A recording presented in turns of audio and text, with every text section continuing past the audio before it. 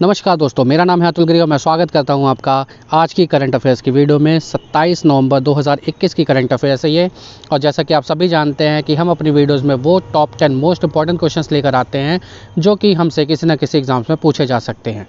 तो दोस्तों, बिना किसी देरी के हम इन क्वेश्चंस की सीरीज़ को शुरू करते हैं। लेकिन उससे पहले मैं आपसे एक बात बोलना चाहता हूं कि अगर ये वीडियो आपको कहीं से भी आपको थोड़ी सी भी यूज़फुल लगती है तो आप इस वीडियो को प्लीज़ लाइक कीजिएगा, शेयर कीजिएगा, सब्सक्राइब जरूर कीजिएगा हमारे चैनल को। और पहला क्वेश्चन हमारा यहाँ पर कहता है कि राष्ट्रीय दुग्ध दिवस नेशनल मिल्क डे निम्न में से किस दिन मनाया जाता है।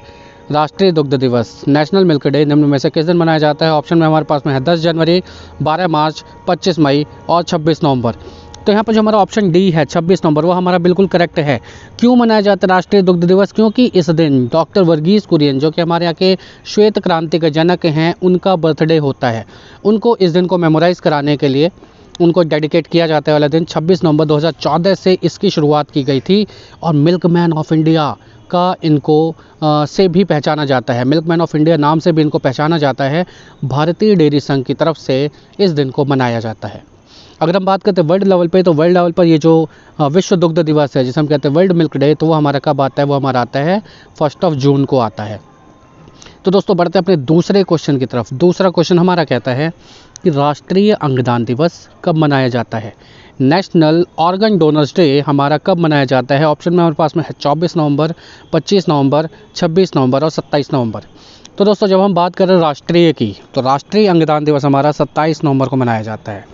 ठीक है, 27 नवंबर को मनाया जाता है। 2010 में इसकी शुरुआत की गई थी, 2010 में इसकी शुरुआत की गई थी। नोटो NOTTO संस्था है जो इसको ऑर्गेनाइज करती है।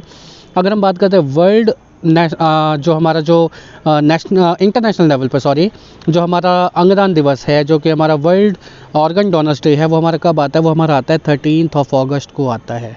कौन से दिन आता है? 13 अगस्त को आता है। ठीक है, इसका बेसिकली मोटो क्या है कि भारत की जनता को जागरूक करना कि आप ज़्यादा से ज़्यादा अंगदान कीजिए। ठीक है, ये ऑब्वियस सी बात है, मरणोपरांत की बात की जाएगी।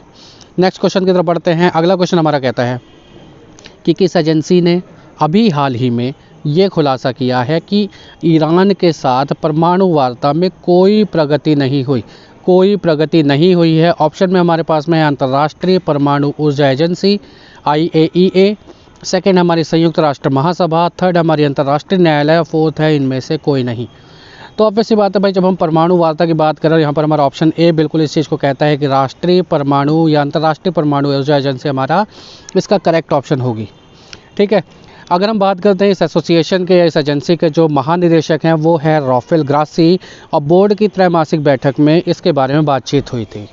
ठीक है, नेक्स्ट क्वेश्चन की तरफ बढ़ते हैं। अगला क्वेश्चन हमारा कहता है कि भारत में प्रत्यायन योजना के पोर्टल का शुभारंभ किस दिनांक को हुआ है। भारत में प्रत्यायन योजना के पोर्टल का शुभारंभ किस दिनांक को हुआ है। ऑप्शन में हमारे पास में है 20 नवंबर 2021, 22 नवंबर 2021, 23 नवंबर 2021 और 24 नवंबर 2021। तो यहाँ पर जो हमारा ऑप्शन सी है 23 नवंबर 2021, वो हमारा करेक्ट ऑप्शन है। ठीक है, ये बेसिकली क्या है, कोयला खान और संसदीय कार्य मंत्री जो प्रहलाद जोशी हैं, उन्होंने इस पोर्टल का शुभारंभ किया था। खान और खनिजों का 5वां राष्ट्रीय सम्मेलन था ये, नई दिल्ली में जो कि घटित हुआ था। इस सम्मेलन में इसका शुभारंभ किया गया था। ठीक है, 2016 से इसको स्टार्ट किया गया है।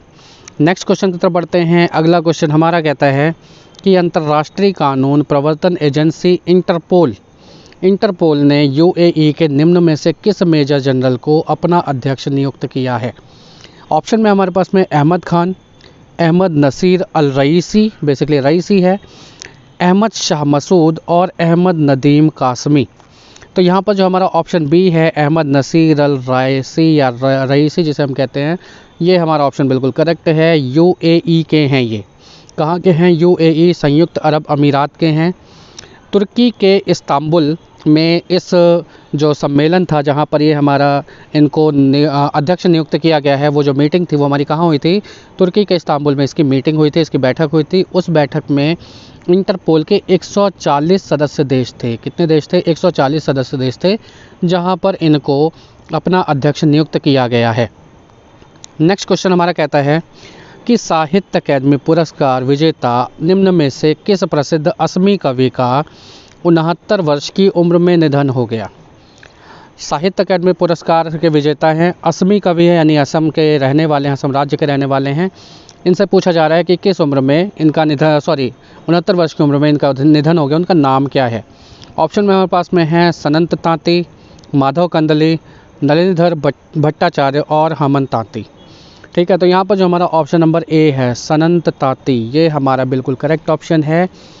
इनकी एक पुस्तक थी 2016 में, उनको साहित्य अकादमी पुरस्कार मिला था। उस पुस्तक का नाम था कैलोइस दिन तो अमार होबो, यानी कल का दिन तो हमारा होगा। इनको ये पुरस्कार 2016 में मिला था, अपने इसी रचना के लिए मिला था। बहुत ही प्रसिद्ध पुस्तक थी अपने यहाँ की। आज भी असम राज्य के लोग इनको इस पुस्तक के लिए, और पूरा देश बल्कि इस पुस्तक के लिए इनको याद करता है। अगला क्वेश्चन नंबर कहता है कि बांग्लादेश के किस क्रिकेटर और T20 कप्तान ने टेस्ट फॉर्मेट से संन्यास लेने की घोषणा की है। ऑप्शन में हमारे पास में है मोहम्मद नईम, सौम्य सरकार, लिट्टन दास और महमूदुल्लाह रियाद। तो यहाँ पर जो ऑप्शन डी है महमूदुल्लाह रियाद, ये हमारा बिल्कुल करेक्ट ऑप्शन होगा। बांग्लादेश के टीम के प्लेयर हैं ये, 50 टेस्ट ऑलरेडी खेल चुके थे, ऑलराउंडर थे ये। 2007 से ये बांग्लादेश की क्रिकेट को बोर्ड को अपनी सेवाएं दे रहे थे, और इन्होंने अपने लास्ट टेस्ट में, जिसमें इन्होंने 150 रन बनाए थे, उसी टेस्ट में इन्होंने ये ऐलान कर दिया कि संन्यास लेंगे। इसी की वजह से बांग्लादेश का जो क्रिकेट बोर्ड था वो भी इनसे काफ़ी नाराज़ हुआ था। और ये एक ऐसे प्लेयर हैं जिन्होंने अपने डेब्यू मैच में, यानी फर्स्ट मैच में और लास्ट मैच, दोनों के दोनों मैचों में इन्होंने मैन ऑफ द मैच हासिल किया था। अगले क्वेश्चन की तरफ बढ़ते हैं। अगला क्वेश्चन हमारा कहता है कि भारत, मालदीव और किस देश ने द्विवार्षिक त्रिपक्षीय तटरक्षक अभ्यास दोस्ती के 15वें संस्करण का मालदीव में आयोजन किया। भारत, मालदीव और किस देश में, यानी कि इस जो दोस्ती जो हमारा तटरक्षक अभ्यास है, इसमें 3 देश हैं। तीसरे देश का नाम हमें बताना है, नेपाल, चीन, श्रीलंका या रूस। तो यहाँ पर जो हमारा ऑप्शन नंबर सी है श्रीलंका, ये हमारा करेक्ट होगा। श्रीलंका हमारा करेक्ट होगा। जो दोस्ती जो तटरक्षक अभ्यास है, ये पहले 1991 में शुरू हुआ था, और उस समय ये भारत और मालदीव के बीच में होता था। सन 2012 में श्रीलंका की यहाँ पर एंट्री होती है। ठीक है, और उसके बाद से फिर ये 3 देश थे जो कि इस संस्करण को मनाते थे। हर 2 साल में एक बार होता है, और इस बार ये इसका 15वां संस्करण था। ठीक है, अगर हम बात करते हैं भारत और श्रीलंका के बीच और कौन से अभ्यास होते हैं, तो यहाँ पर 2 अभ्यास और हैं। एक है अभ्यास मित्र शक्ति और दूसरा है अभ्यास स्लीनेक्स। ये 2 ऐसे अभ्यास हैं जो भारत और श्रीलंका के बीच में होते हैं। और अगर हम बात करते हैं भारत मालदीव की, तो यहाँ पर एक्वेरिन नाम का एक सैनिक अभ्यास है जो कि इन दोनों देशों के साथ में होता है। क्वेश्चन नंबर 9 कहता है कि अभी हाल ही में उद्घाटित कुशीनगर एयरपोर्ट पर पहली उड़ान किस स्थान के लिए भरी गई। ऑप्शन में हमारे पास में है नई दिल्ली, सारनाथ, मुंबई और पटना। तो कुशीनगर एयरपोर्ट, इसका उद्घाटन अभी कब हुआ था? इसका उद्घाटन हुआ था 20 अक्टूबर 2021 को इसका उद्घाटन किया गया था। और इस पे जो पहली फ़्लाइट उड़ाई गई थी, या पहली फ़्लाइट जिसने अपनी उड़ान भरी थी, वो थी नई दिल्ली के लिए। ठीक है, नई दिल्ली के लिए उड़ी थी। कब उड़ी थी? ये 26 नवंबर की तारीख को उड़ी थी। यानी कि अगर हम आज के डेट के हिसाब से बात करें तो ये 26 नवंबर को इस फ़्लाइट का उद्घाटन किया गया था। लुम्बिनी, सारनाथ, गया में ये एयरपोर्ट है, कुशीनगर एयरपोर्ट। ठीक है, तो नेक्स्ट क्वेश्चन की तरफ बढ़ते हैं, जो हमारा आज का लास्ट क्वेश्चन भी है। क्वेश्चन कहता है कि हाल ही में टेस्ट डेब्यू पर शतक बनाने वाले 16वें भारतीय क्रिकेटर कौन बने हैं। हाल ही में टेस्ट डेब्यू पर शतक बनाने वाले 16वें भारतीय क्रिकेटर कौन बने हैं।